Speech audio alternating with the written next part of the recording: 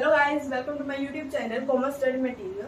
My name is Aarti and आज की video में हम पढ़ेंगे rights and duties of the bailor and the bailee.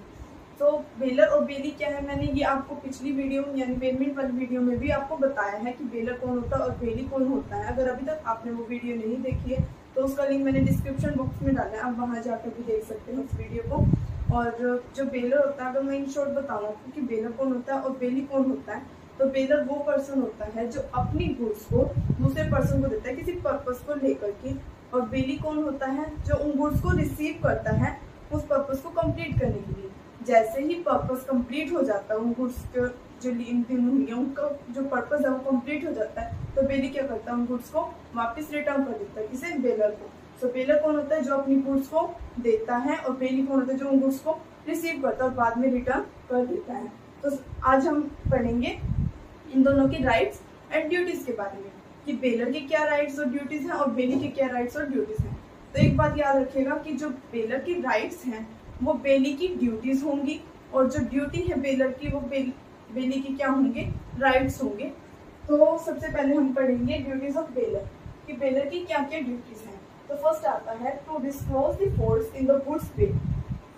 तो बेलर की क्या ड्यूटी है, फर्स्ट कि वो जितने भी उसने गुड्स दी है बेली को, उनके बारे में अगर कोई डिफेक्ट है उन गुड्स के अंदर तो वो सबसे पहले बेली को उसके बारे में बता दे। अगर वो ऐसा नहीं करता तो क्या होगा, बेलर को जितने जो भी बेली को डैमेजेस हुए हैं उसके कारण, जो उसने डिफॉल्ट बताए नहीं है उसके कारण जो भी बेली को नुकसान हुआ, जितने भी डैमेजेस हुए वो कौन पे करेगा, बेलर पे करेगा। अकॉर्डिंग टू सेक्शन 50 के according it is the duty of the bailor. ये बेलर की ड्यूटी है to disclose all the faults of the goods, कि वो क्या करे, जितने भी डिफॉल्ट्स हैं उस गुड्स के अंदर उन सबको किसे बता दे, बेली को पहले ही बता दे। विच इज बेल्ड, जो भी गुड्स बेल्ड की जा रही है, मतलब कि जो बेलर बेली को दे रहा है उन गुड्स के बारे में जितना भी फॉल्ट्स है वो क्या बता दे, बेली को बता दे। If bailor doesn't make such disclosure, और अगर बेलर ऐसा नहीं करता, वो ऐसे मतलब उन डिफेक्ट्स के बारे में नहीं बताता, then he is responsible for any damage. तो क्या होगा, वो खुद ही बेलर ही उसके लिए क्या होगा, जितने भी डैमेजेस हैं हुए हैं उनके लिए रिस्पॉन्सिबल होगा। Cause to the bailee by such faults, जो बेली को हुए हैं। For example, Ram hires a car from Shyam. Ram ने क्या की, एक कार ली, किससे, श्याम से ली। The brakes of the car not working properly, लेकिन जो कार के ब्रेक्स थे वो क्या नहीं कर रहे थे, ढंग से काम नहीं कर रहे थे। But Ram doesn't know about it, लेकिन राम को इसके बारे में नहीं पता था। राम ने क्या किया, शाम से कार तो ले ली, लेकिन शाम ने क्या नहीं किया, उसके पहले बताया नहीं कि जो कार के ब्रेक्स हैं वो ढंग से काम नहीं कर रहे हैं। इसकी वजह से क्या हुआ, राम ड्राइव दी कार, तब राम ने ड्राइव की, then Ram meets with an accident, तब राम को क्या हो गया, राम का एक्सीडेंट हो गया एंड सफर्ड इंजरीज, और उसे क्या हुआ, बहुत सारी चोटें आई।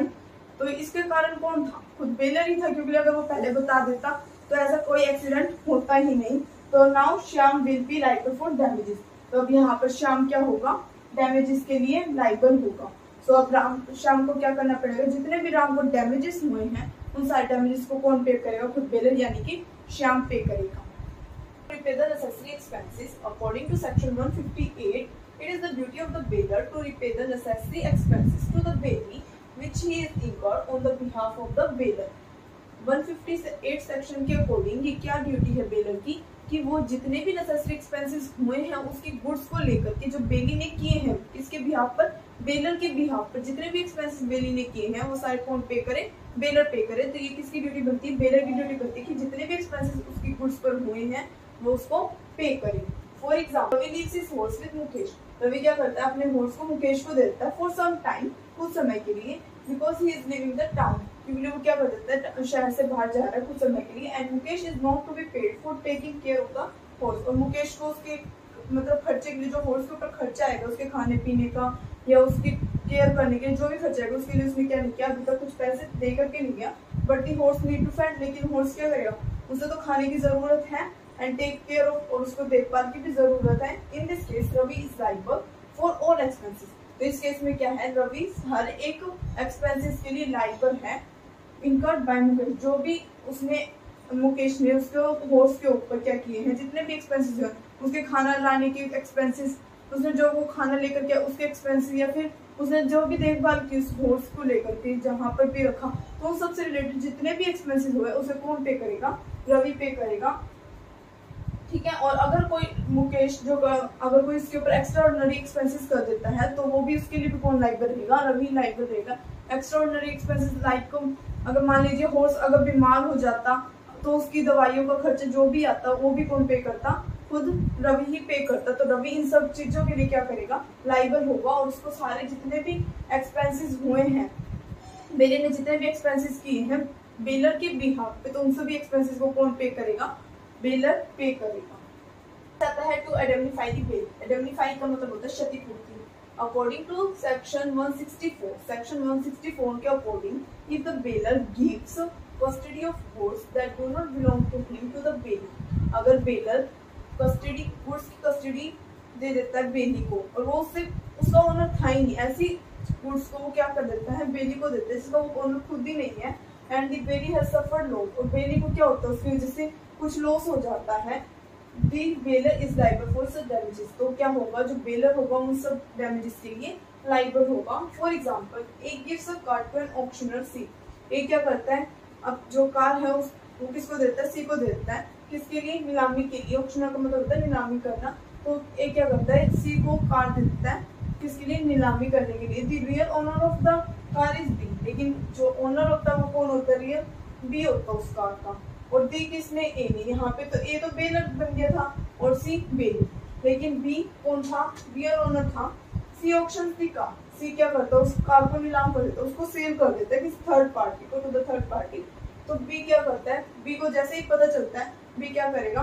B files a suit against C. B ने क्या कर दिया? सी के खिलाफ केस कर दिया कोर्ट में। In this case A will be responsible, तो इस केस में क्या होगा? ए रिस्पॉन्सिबल होगा फॉर ऑल डैमेजेस, सभी डैमेजेस के लिए that B might have to pay C, जितना भी सी को पे करना पड़ा बी को, क्योंकि हम किसी और की चीज किसी और को ऐसे सेल थोड़ी ना कर सकते हैं। तो जितना भी अब जो भी सी ने ऑक्शन कर दी, सी को तो इस बात का पता ही था कि उसका रियल ओनर कौन है? बी है। और फिर भी ए ने क्या किया? ये उसकी कार सी को दे दी, सी ने जैसे ही बेच दी, बी को पता लगा, बी ने क्या कर दिया? उसके ऊपर केस कर दिया। अब यहाँ पर जितना भी खर्चा हुआ सी को कोर्ट में आने जाने का, लॉयर वगैरह करने का, तो वो सारा खर्चा और साथ में जो भी डैमेजेस हुए, जो भी सी ने बी को पे करना पड़ा, वो सारा कौन पे करेगा? ए पे करेगा, क्योंकि ए यहाँ पर इसके लिए क्या होगा? रिस्पॉन्सिबल होगा, क्योंकि उसी ने क्या की थी? वो कार सी को दी थी ऑक्शन करने के लिए। Liability on premature breach of bailment.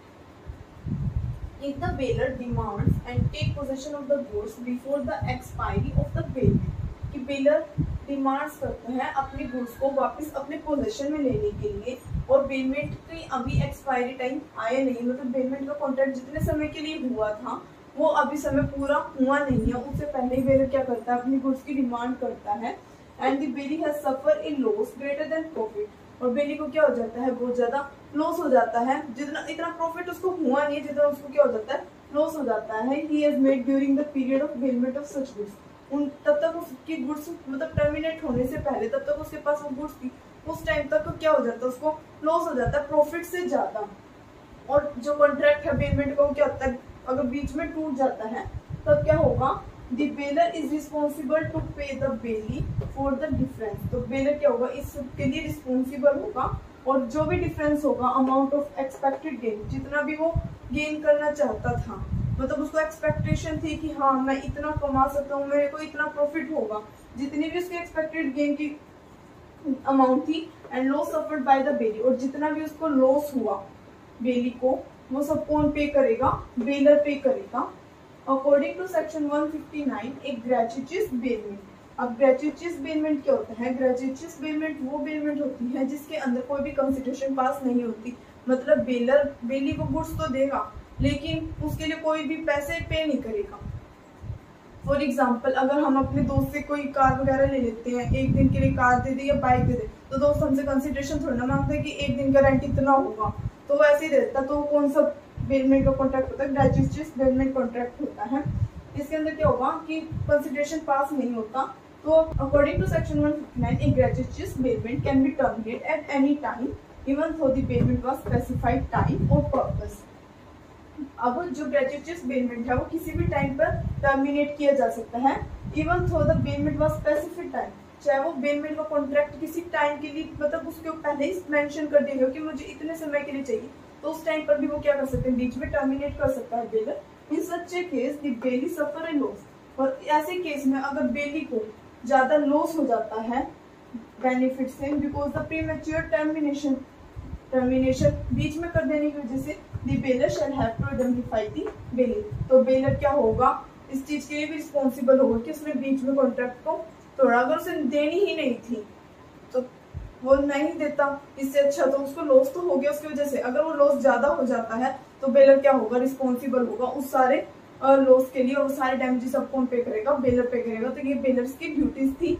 मैंने ड्यूटीज में क्या क्या बताया कि उसको सबसे पहले तो जितने भी जो गुड्स बिल्ड कर रहा है वो उसके बारे में जितने भी डिफॉल्ट्स हैं वो सारे किसको बताते हैं, बेली को बताते हैं। अगर वो ऐसा नहीं करता तो उसके वजह से बेली को जितना भी नुकसान हो वो कौन पे करेगा, बेलर पे करेगा।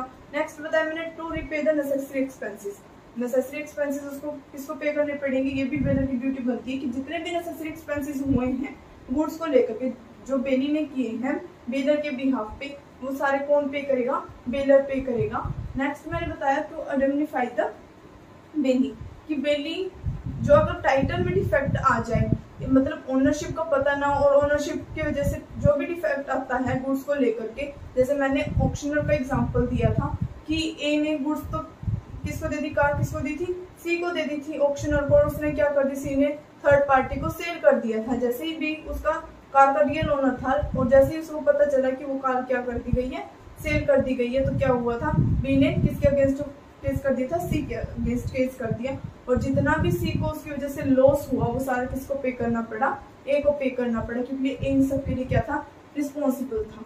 और लास्ट क्या था, liability on premature breach of payment, कि अगर कोई भी पेमेंट का कॉन्ट्रैक्ट होता है और उसे बीच में तोड़ दिया जाए जिसकी वजह से बेली को ज्यादा प्रॉफिट की बजाय ज्यादा नुकसान हो जाए, तो उसके लिए भी रिस्पॉन्सिबल कौन होगा, बेलर रिस्पॉन्सिबल होगा। और उसकी ड्यूटी बनती है बेलर की कि जो भी बेली को नुकसान हुआ है उसके प्रीमैच्योर बेलमेंट के कारण, टर्मिनेशन के कारण, तो वो उसे क्या करे, पे करे बेली को। नेक्स्ट टॉपिक आता है राइट्स ऑफ बेली। अभी मैंने आपको बेलर की ड्यूटीज बताई और अब मैं बता रही हूँ राइट्स ऑफ बेली, बेली के राइट्स क्या हैं। जो भी ड्यूटीज मैंने आपको बेलर की बताई है वो सारे राइट्स किसके होंगे, बेली के होंगे। सो फर्स्ट राइट क्या है बेली का, right to compensation for loss and account of faulting goods paid, कि कंपनसेशन रिसीव करे जितना भी उसको लॉस हुआ है, जो भी बेलर ने अगर किसी गुड्स के बारे में बताया नहीं कि उसके अंदर कुछ फॉल्ट है, उसकी वजह से जो भी बेली को लॉस है तो वो सारे उसके कंपनसेशन वो क्या करे, उसका रिसीव करे, तो ये बेली का राइट है।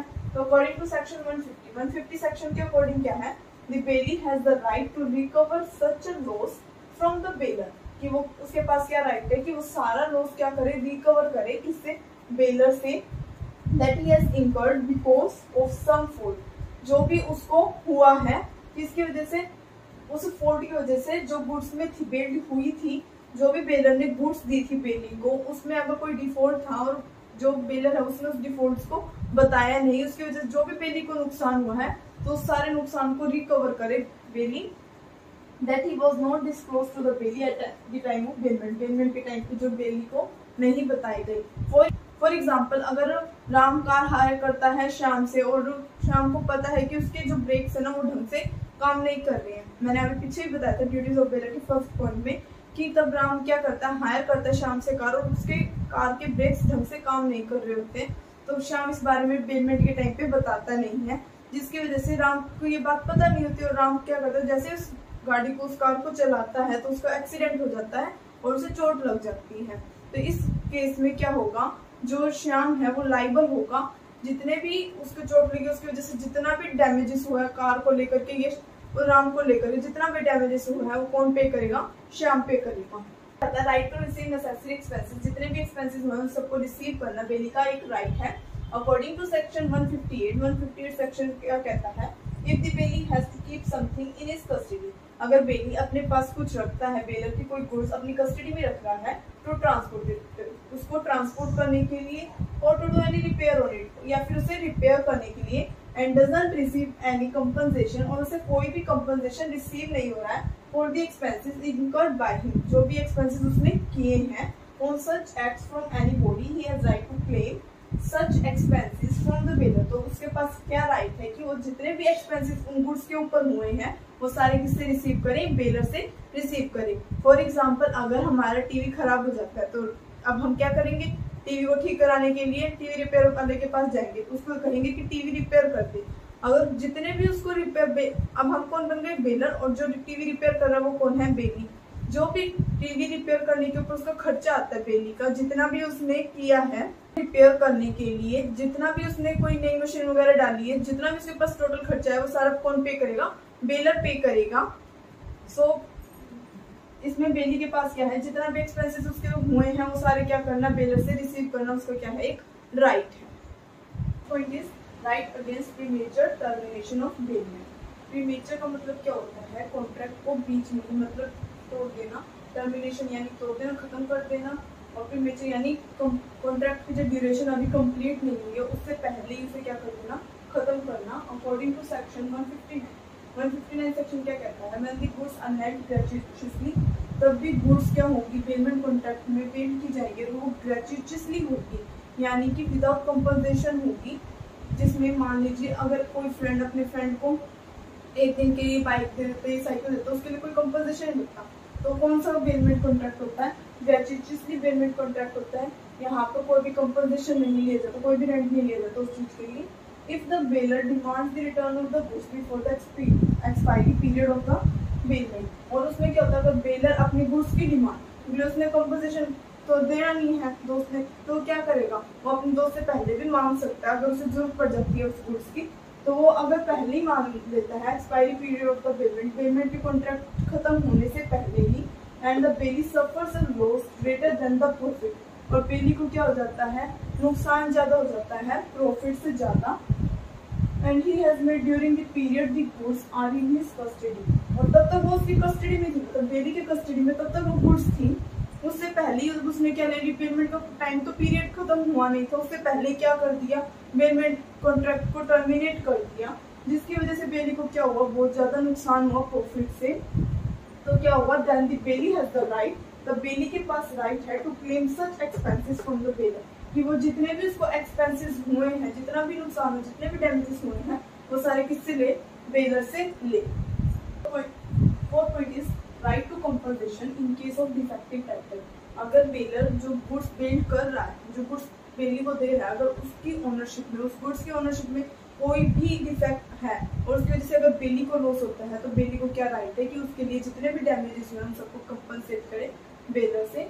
सो क्या होगा, अकॉर्डिंग टू सेक्शन 164 सेक्शन कहता है, if the title of the baler, अगर बेलर का title on the goods under bailment is defective, कि बेलर का जो टाइटल है, ओनरशिप है, जो उसने गुड्स दी हैं बेलमेंट के अंदर, तो वो क्या है, अगर उसका टाइटल डिफेक्टिव है, that is bailor doesn't have the right to keep the goods in bailment, यानी कि बेलर के पास कोई राइट नहीं है कि वो गुड्स को क्या रख सके, बेलमेंट कॉन्ट्रैक्ट में रख सके, यानी कि बेली को दे सके, to receive them back and the bailee is put to a loss on his account. तो बेली को अगर उसकी वजह से कोई नुकसान हो जाता है, कोई डैमेजेस हो जाते हैं, तो the bailee has the right to claim the damages from the bailor. तो बेली के पास क्या राइट है कि वो सारे डैमेजेस से किससे ले, बेलर से क्लेम करे। फॉर एग्जाम्पल मैंने आपको पीछे भी दिया था कि अगर डिफेक्टिव टाइटल हो, मान लीजिए ए ने एक कार दी ऑक्शनर सी को, जो नीलामी करता था, सी को कार दे दी, सी ने क्या किया, उस कार को थर्ड पार्टी को सेल कर दिया। क्या किया, सी ने थर्ड पार्टी को सेल कर दी उस कार को, लेकिन एक कौन था, ओनर नहीं था इस कार का, रियल ओनर कौन था, बी था। जैसे ही बी को पता लगा कि उसकी कार क्या कर दी है, सी ने सेल कर दी है, तो इसकी वजह से बी को क्या हुआ, बी को नुकसान हो गया। बी ने क्या कहा कि तूने मेरे से बिना पूछे मेरी कार किसी और को सेल क्यों की, तो इसने क्या कर दिया, कोर्ट में गया और कोर्ट में जा करके इसके अगेंस्ट क्या कर दिया, स्यू कर दिया, जिसकी वजह से, मतलब स्यू का मतलब होता है केस करना। बी ने क्या किया, कोर्ट में जा करके सी के अगेंस्ट केस कर दिया। अब जो भी सी को लॉयर रखने पे या फिर उसने जितना भी अमाउंट पे किया बी को, जितना भी बी को नुकसान हुआ था, जितना भी सी ने पेमेंट की बी को उस डैमेजेस की, तो वो सारी पेमेंट कौन करेगा, सी किसके पास जाएगा, ए के पास, क्योंकि इसी ने इसको कार दी थी। तो एक क्या करेगा, आप इस सब के लिए लाइबल होगा, क्योंकि ये इसका रियल ओनर था ही नहीं, इसका टाइटल डिफेक्टिव था। मतलब टाइटल ओनरशिप तो इसकी थी नहीं, लेकिन फिर भी इसने क्या की, कार को बेलमेंट कॉन्ट्रैक्ट के अंदर दिया और सी ने क्या कर दिया, इसको थर्ड पार्टी के अंदर, थर्ड पार्टी को सेल कर दिया। जैसे ही बी को पता चला, रियल ओनर को पता चला, उसने क्या किया, कोर्ट में स्यू करा। सी को जो भी डैमेजेस हुए इस केस डिफेक्टिव टाइटल के बारे में, तो उसकी वजह से क्या हुआ, सी ने अब कौन लाइबल होगा, सी के जितने भी डैमेजेस हुए ए लाइबल होगा उन सभी डैमेजेस को क्लियर करने के लिए। मैंने आपको please delivery of goods to one of the joint owners according to section 165 section क्या कहता है, if the goods have been paid by several joint owners, कि अगर जो गुड्स बेलमेंट कॉन्ट्रैक्ट के अंदर पेड की गई है, जो बेली को दी गई है, उसके एक से ज्यादा क्या है ओनर्स हैं, तो दी बेली में डिलीवर देम बैक टू, बेली को क्या करना है, उनको रिटर्न करना है वापस बेलर को। तो according to the direction of one joint owner without the consent of four, या तो वो क्या करेगा, बिना किसी बेलर की डायरेक्शन से वो किसी भी एक ओनर को क्या कर देगा, उन गुड्स को रिटर्न कर देगा। या फिर अगर उनके बीच में कोई कॉन्ट्रैक्ट हुआ है कि वो सब ऐसा कॉन्ट्रैक्ट हुआ जिसमें ये लिखा गया हो कि अगर उसे बेली को जो गुड्स रिटर्न करनी है, वो क्या करेगा, रिटर्न करने के लिए पहले सभी मेंबर्स को या सभी ओनर्स को बुलाएगा और उन ओनर्स के बुलाने के बाद वो सबको क्या करेगा, उनके सामने ही उनको गुड्स को रिटर्न करेगा। अगर ऐसा कोई एग्रीमेंट नहीं हुआ है जिसमें उन्होंने ऐसा कुछ नहीं कहा कि भाई किसी पर्सन को या किसी ओनर को बुला कर उन गुड्स को रिटर्न करे, तो क्या कर सकता है, बेली के पास ये राइट है कि वो किसी भी एक ओनर को वो क्या कर दे, गुड्स को रिटर्न कर दे। तो डिलीट राइट है, राइट अगेंस्ट थर्ड पार्टी के अगेंस्ट बेली का क्या राइट है, if the third person wrongfully deprives the bailee of the use or possession of goods hand under bailee, कि कोई गुड्स क्या है बेलमेंट के अंदर बेल कर दी गई है और कोई थर्ड पर्सन आकर के उन बेलमेंट में जो भी गुड्स बेल की गई है, बेली को उनको यूज करने के लिए मना करता है, उसे गुड्स को यूज करने नहीं देता, तो bailee has the right to bring an action against that person. तो बेली के पास क्या राइट है कि वो थर्ड पर्सन के अगेंस्ट क्या कर सके, स्यू कर सके। The bailor can also bring a suit in respect of goods bailed, और बेलर भी क्या कर सकता है, बेली के साथ मिलकर के उन गुड्स के लिए क्या कर सकता है, कोर्ट में जाकर के स्यू कर सकता है। The damages received from such suit are shared by the bailiff and the bailey, और जब भी वो जो केस होगा उसकी वजह से जो थर्ड पर्सन क्या करेगा, उन डैमेजेस को पे करता है बेलर और बेली को, तो वो बेलर और बेली को क्या करेंगे, इक्वली शेयर कर लेंगे आपस में, या फिर उनके बीच में जो भी रेशियो डिसाइड हुआ उसके अंदर उन डैमेजेस को जितना भी पैसा है उन सबको आपस में शेयर कर देंगे। तो ये था right against third parties. Right of particular lien, particular lien क्या होता है, मान लीजिए अगर कोई बेलर है, बेलर ने अपना कोई कपड़ा बेली को दिया, यानी टेलर को दिया और कहा कि मुझे ये कपड़ा क्या कर दे, स्टिच करके दे दे, और बेली की अमाउंट बनती है 150 रुपीज। अब बेली ने क्या किया, उस टेलर ने क्या किया, उस कपड़े को स्टिच कर दिया। जैसे उसने 150 रुपीज मांगे बेलर से, बेलर उसको दे नहीं रहा, तो टेलर के पास क्या राइट है, उस बेली के पास क्या राइट है कि वो उस कपड़े को तब तक अपने पास रखे, तब तक जो बेलर है उसकी पेमेंट ना कर दे, 150 रुपीज उसे ना दे, तब तक वो क्या कर सकता है, उस क्लॉथ को अपने पास रख सकता है। तो ये होता है पर्टिकुलर लीन, कि किसी और के गुड्स को तब तक अपने पास रखना तब तक वो उसकी पेमेंट ना कर दे। तो अकॉर्डिंग टू सेक्शन 170 सेक्शन के according, where the legal charges of the bailee in respect of the goods bail have not been paid, bailee के जितने भी लीगल चार्जेस बनते हैं उन गुड्स के रिगार्डिंग और वो पे नहीं करता bailor, the bailee may retain the goods, तो बेली के पास क्या राइट है कि वो गुड्स को अपने पास रखे। The right of the bailee to retain the goods, उन गुड्स को रिटेन करना ही क्या कहलाता है, particular lien. It is right of general lien. एक पॉइंट क्या है कि बेली के पास क्या है, जर्नल लीन का भी राइट है, लेकिन एक जर्नल लीन का राइट ना कुछ ही एक बेली के पास होता है, हर एक बेली के पास इसका कोई राइट नहीं होता। जनरल लीन क्या होता है, मैंने पर्टिकुलर लीन बताया कि जिसके अंदर लीगल चार्जेस अगर पे ना की हो तो हम उसी गुड्स को क्या रख सकते हैं, बेली अपने पास रख सकता है, तब तक उसके लीगल चार्जेस पे ना हो। लेकिन जनरल लीन क्या है कि अगर कोई गुड्स अंडर पेमेंट नहीं है लेकिन पहले से किसके पास है, बेली के पास है, बेलर की वो गुड्स, तो वो क्या कर सकता है, उससे जब तक वो बेलर उसकी पेमेंट नहीं कर देता तो वो क्या कर सकता है, उन गुड्स को भी अपने पास रख सकता है जो पेमेंट के अंदर बेल नहीं की गई है, उन गुड्स को भी। तो जनरल लीन क्या, अकॉर्डिंग टू सेक्शन 171 सेक्शन के according, some specified types of bailees have the right to keep the goods or property until all their claims are satisfied, even if the claims are not respect to the goods or property being held under payment। Generally में क्या कहते हैं कि section 171 के according कुछ एक type, some specific type हैं बेलीज के जो क्या कर सकते हैं, गुड्स को अपने पास रख सकते हैं तब तक उनके सारे क्लेम क्या ना हो जाए, सेटिस्फाई ना हो जाए। Even if the claims are not respect of the goods, और चाहे वो क्लेम जो है वो उस गुड्स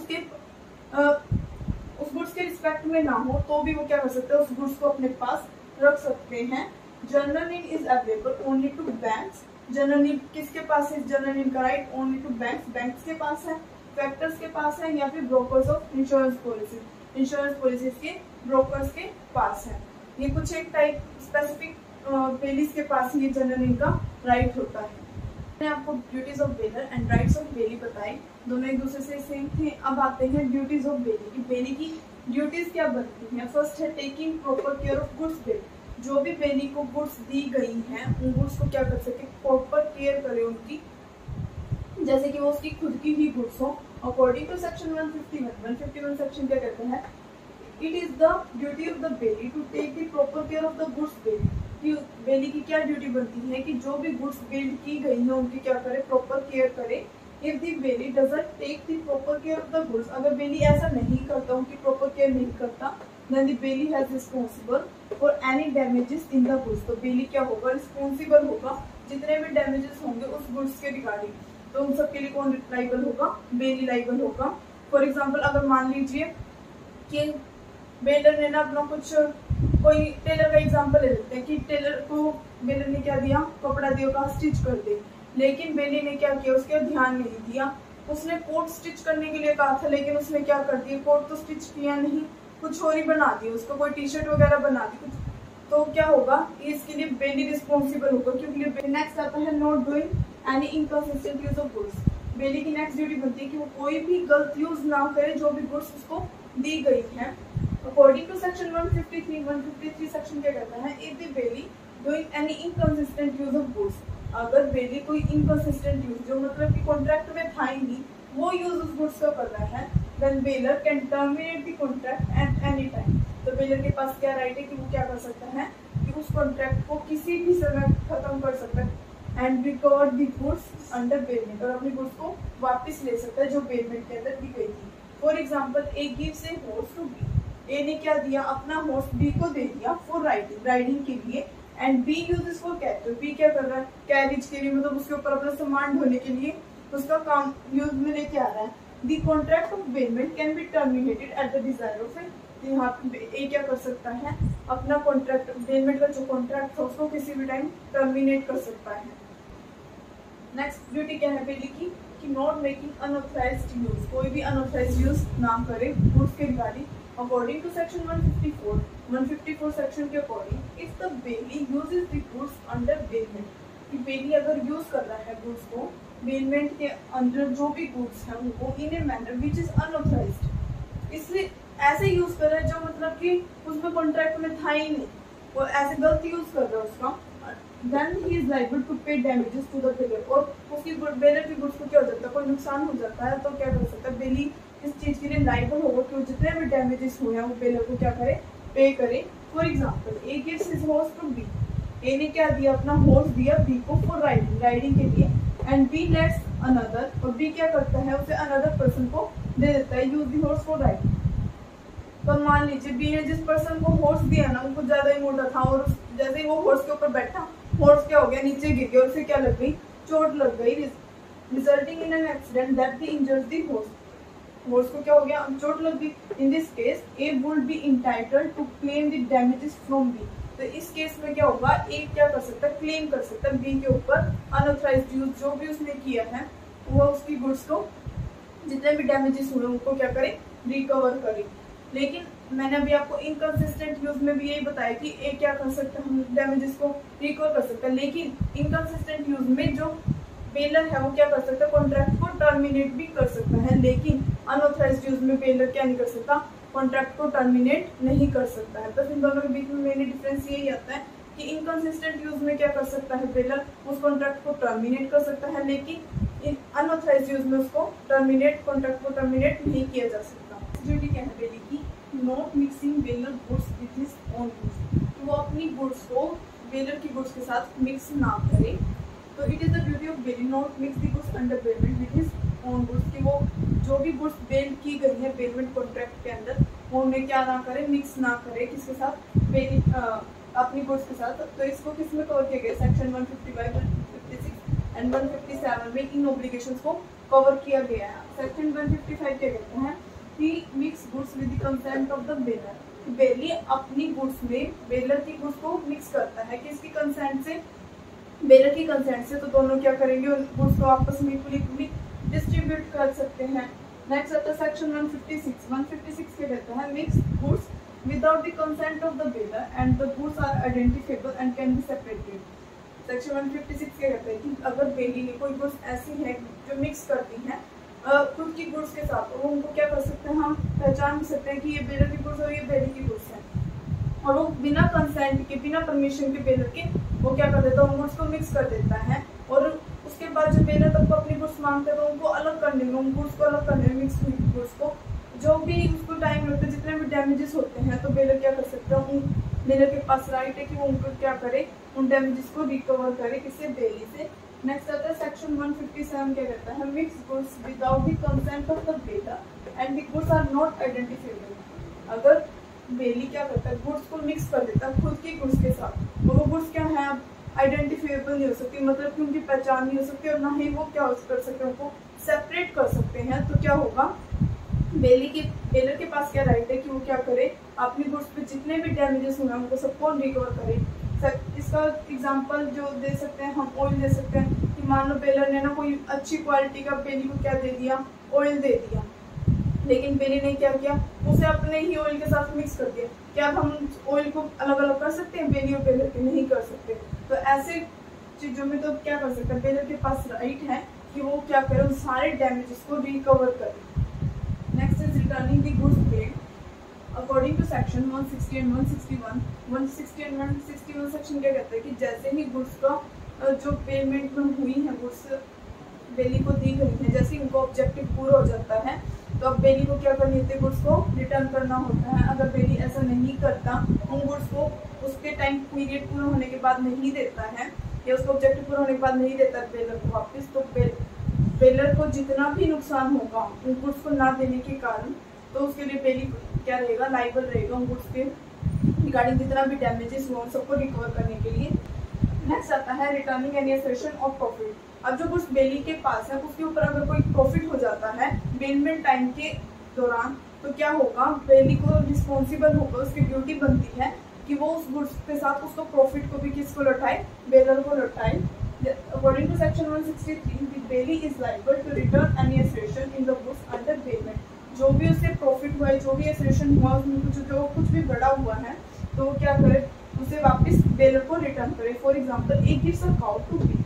एक क्या करता है? अपनी काउ किसको देता है? बी को देता है। फॉर ए स्पेसिफिक पीरियड, एक कुछ समय के लिए। If the cow gives birth to a cow, और इससे बेलमेंट के कॉन्ट्रैक्ट के टाइम पे क्या करती है? काउ एक बछड़े को जन्म देती है। B is liable to return both the cow and cow. तो बी क्या होगा? लाइबल होगा, उसकी ड्यूटी बनती है कि वो काउ के साथ किसको भी वापस करे और काफ को भी वापस करे, बेलर को। तो ये किसकी ड्यूटी बनती है? बेली की ड्यूटी बनती है। यहाँ पर बेली यानी कि बी को अपने पास नहीं रख सकता, उसकी क्या ड्यूटी है कि वो उस काफ को भी क्या करे? उसको बेलर को रिटर्न करे।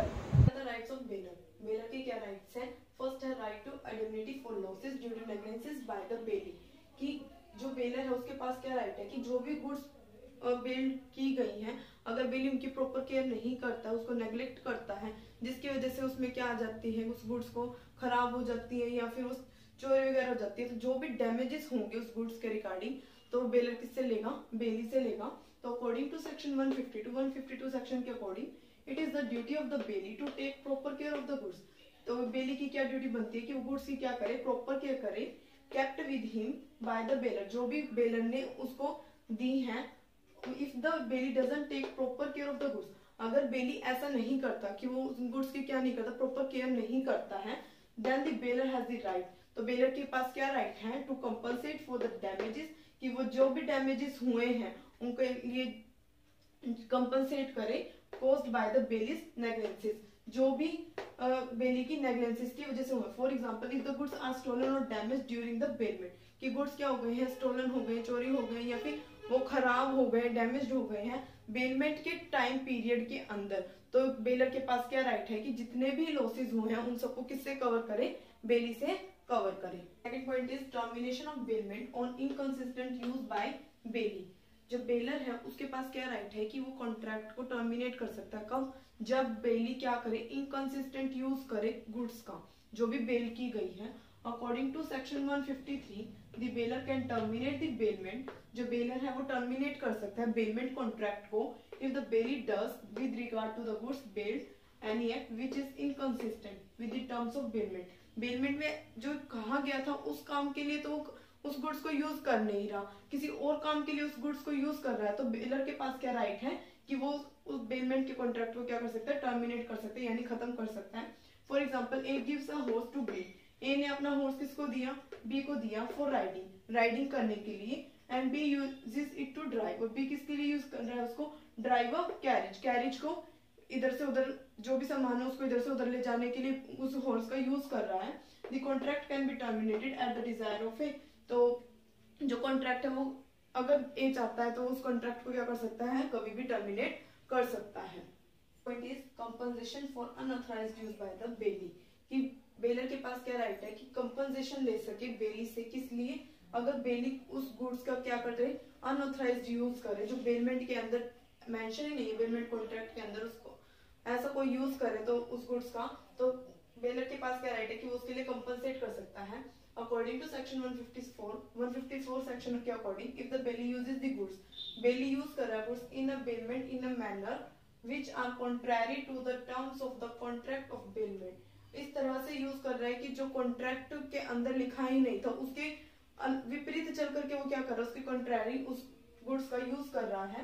Has a result bailor is subjected to some loss. और इसकी वजह से क्या हो जाता है, बेलर को कुछ लॉस हो जाता है, तो bailor is entitled to damages from the bailee. तो बेलर के पास क्या राइट है कि वो उससे क्या कर सके, डैमेजेस क्लेम कर सके। For example A gives his horse to B.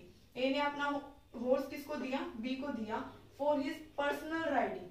किसके लिए दिया था, पर्सनल राइडिंग के लिए दिया था अपना horse. And B lets another person use the horse. और बी ने क्या कर दिया, किसी और पर्सन को उसका हॉर्स दे दिया फॉर राइडिंग, राइडिंग करने के लिए, रिजल्टिंग इन एन एक्सीडेंट। और से घोड़सवारी करनी आती नहीं थी, राइडिंग करनी आती नहीं थी, तो इसकी वजह से क्या हो गया, उसका एक्सीडेंट हो गया, जिसकी वजह से हॉर्स को क्या लग गई, चोट लग गई। Now A will be entitled to claim damages from B. तो ए यहाँ पर क्या कर सकता है, जो भी डैमेजेस हुए हैं उस हॉर्स को, जो भी चोट लगी उसके ऊपर जितना भी खर्चा है उसके लिए क्या कर सके, डैमेजेस को क्लेम कर सकता है, किससे, बी से। और जो मैंने बताया था पीछे कि इनकंसिस्टेंट यूज के लिए वो कॉन्ट्रैक्ट को टर्मिनेट कर सकता है, और अनऑथराइज्ड यूज के लिए एक बात याद रखना कि जो इनकंसिस्टेंट यूज है वहां पर बेलर क्या करेगा, सिर्फ कॉन्ट्रैक्ट को टर्मिनेट भी कर सकता है, लेकिन अनऑथराइज्ड यूज में उसके पास ऐसा कोई राइट नहीं है कि वो उसको क्या कर सके, कॉन्ट्रैक्ट को टर्मिनेट कर सके। यहाँ पर सिर्फ वो क्या कर सकता है, डैमेजेस क्लेम कर सकता है, और इनकंसिस्टेंट यूज में वो कॉन्ट्रैक्ट को टर्मिनेट कर सकता है, लेकिन यहाँ पर कॉन्ट्रैक्ट को टर्मिनेट नहीं कर सकते। तो पॉइंट है हमारा compensation when the bailee mixes the goods bailed with his own goods.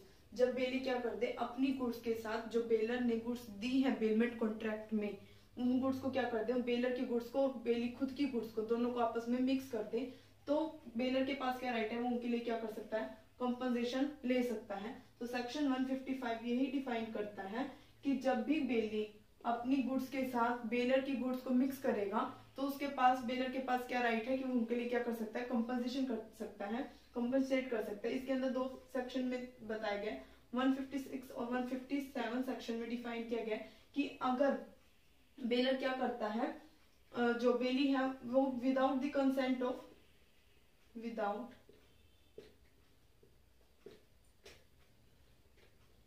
The consent of baler, baler की कंसेंट मतलब उसकी बिना सहमति के वो क्या कर देता है, उन गुड्स को अपनी गुड्स के साथ मिक्स कर देता है, मिक्स दी गुड्स। और वो गुड्स क्या है, आइडेंटिफाई भी कर सकते हैं, उनको सेपरेट भी कर सकते हैं। मान लीजिए कोई बोटल्स हैं या फिर बॉल्स लगा लीजिए, बॉल्स हैं, उन बॉल्स को क्या कर देता है, जो बेलर है उसने क्या दी, अपनी बॉल्स बेली को दी, और बेली ने क्या कर दी, अपनी बॉल्स के साथ बेलर की बॉल्स को मिक्स कर दिया। तो यहाँ पर हम अपनी बॉल्स को, बेलर अपनी बॉल्स को पहचान भी सकता है और बेली अपनी बॉल्स को पहचान सकता है, तो दोनों को आइडेंटिफाई भी किया जा सकता है और सेपरेट भी किया जा सकता है। लेकिन इसमें क्या होगा, टाइम लगेगा, जिसकी वजह से क्या होगा, और जो बेलर है उसका टाइम भी वेस्ट होगा और उसको जो भी डैमेजेस आएंगे वो टाइम लगेगा, जो भी कॉस्ट आएगी उन गुड्स को अलग करने के लिए, तो जो भी डैमेजेस होंगे वो कौन देगा, बेलर से लेगा। किस कौन से डैमेजेस जो भी आइडेंटिफाई करने में and separation of the goods, goods को सेपरेट करने में जो भी हमारा बेलर का खर्चा होगा, जो भी डैमेजेस आएंगे वो सारे कौन पे करेगा, हमारा बेली पे करेगा।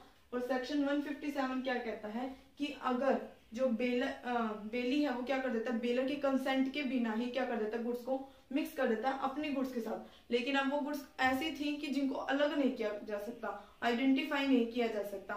मान लीजिए कि ऑयल है, ऑयल का एग्जांपल लेके चलते हैं कि बेलर ने अपनी गुड्स यानी ऑयल किसको दिया, बेली को दिया, और बेली ने क्या कर दिया, अपने ऑयल के साथ उस बेलर वाले जो ऑयल को क्या कर दिया, अपने ऑयल के साथ मिक्स कर दिया। अब इन दोनों को ना तो आइडेंटिफाई कर सकते हैं और ना ही क्या कर सकते हैं, सेपरेट कर सकते हैं। तो इस केस में क्या होगा, बेलर के पास क्या राइट है कि वो जितना भी उसका ऑयल का खर्चा था, उस ऑयल को क्या कर के खर्चे को, जो भी डैमेजेस है, वो टोटली क्या करेगा, बेली से ले लेगा। नेक्स्ट पॉइंट क्या है, right of return of the goods in case of gratuitous bailment, कि बेलर के पास क्या राइट है कि वो अपनी गुड्स को क्या करे, वापस रिटर्न ले ले, किससे, बेली से, जो भी ग्रेचुइटस बेलमेंट के अंदर दी गई थी। मैंने ग्रेचुइटस बेलमेंट आपको पहले भी बताया है क्या होता है, लेकिन अब मैं फिर एक बार एक्सप्लेन कर देती हूँ। ग्रेचुइटस बेलमेंट होता है जो कॉन्ट्रैक्ट होता है ना, जो भी इस बेलमेंट के अंदर गुड्स बेल की जाएगी वो विदाउट कंसिडरेशन दी जाती है, जिसके अंदर जैसे मान लीजिए कोई भी दो फ्रेंड्स, अगर मान लीजिए बी को, ए और बी दोस्त हैं और ए अपनी साइकिल या अपनी बाइक कुछ समय के लिए बी को दे रहा है, जैसे ही वो बी उसका काम खत्म हो जाए वो वापस किसको कर देता है, रिटर्न, बेलर यानी ए को रिटर्न कर देगा। तो यही है कि वो अपनी जो बेली बनेगा वो उस गुड्स को क्या कर दे, ग्रेचुइटस बेलमेंट के अंदर रिटर्न कर दे। और यहाँ पर एक चीज हो रहेगी, जैसे ही ए को उस साइकिल की मान लीजिए नीड पड़ जाती है, पहले ही टाइम पीरियड खत्म होने से पहले, तो वो क्या कर सकता है, अपनी गुड्स की डिमांड पहले भी कर सकता है, उनसे अपनी गुड्स पहले भी ले सकता है। नेक्स्ट पॉइंट है right to get the goods back, कि जैसे ही बेलर के पास क्या राइट है, जैसे ही बेलमेंट का कॉन्ट्रैक्ट का टाइम पीरियड खत्म हो जाता है या फिर उसका ऑब्जेक्टिव कंप्लीट हो जाता है जो बेलमेंट के अंदर उन्होंने किया था कि इस ऑब्जेक्टिव के लिए उसने गुड्स बिल्ड की थी, जैसे ही वो ऑब्जेक्टिव खत्म हो जाता है या फिर टाइम पीरियड खत्म हो जाता है, तो बेलर के पास क्या राइट है, वो अपनी गुड्स को रिटर्न ले ले। सेवंथ, राइट टू इंक्रीज और प्रॉफिट फ्रॉम द गुड्स बेल्ड। अब बेलर के पास क्या राइट है, जो भी अब उसने गुड्स बिल्ड की है, बेली को जो भी गुड्स दी हैं बेलमेंट कॉन्ट्रैक्ट के अंदर, अगर उसके अंदर कोई प्रॉफिट हो जाता है या फिर कुछ इंक्रीमेंट हो जाता है, तो बेलर के पास क्या राइट है, वो अपनी गुड्स तो लेगा ही लेगा, साथ में वो प्रॉफिट भी और वो इंक्रीमेंट भी बेलर ही लेगा। फॉर एग्जाम्पल ए अब बी को क्या दे रहा है, अपनी काऊ दे रहा है बेलमेंट कॉन्ट्रैक्ट के अंदर, और बेलमेंट टाइम पीरियड के टाइम पे, बेलमेंट टाइम पीरियड में क्या हो जाता है, काऊ एक बर्थ देता है काफ को, मतलब एक काफ का जन्म हो जाता है। तो यहाँ पर बी क्या करेगा, काऊ तो देगा ही देगा वापस रिटर्न किसको, ए को, लेकिन साथ में काफ को भी वो रिटर्न करेगा। ये नहीं कि वो बी अपने पास ही रख लेगा कि ये तो बेलमेंट के टाइम पे मेरे पास, भाई मेरे टाइम जब बेलमेंट हुआ था तो तब उसने जन्म दिया है तो ये मेरी हुई, तो ऐसा नहीं होगा। बी क्या करेगा, ए को काऊ के साथ साथ काफ भी इसको रिटर्न करेगा। आई होप आपको जो राइट्स हैं और ड्यूटीज हैं वो अच्छे से समझ में आ गई होंगी।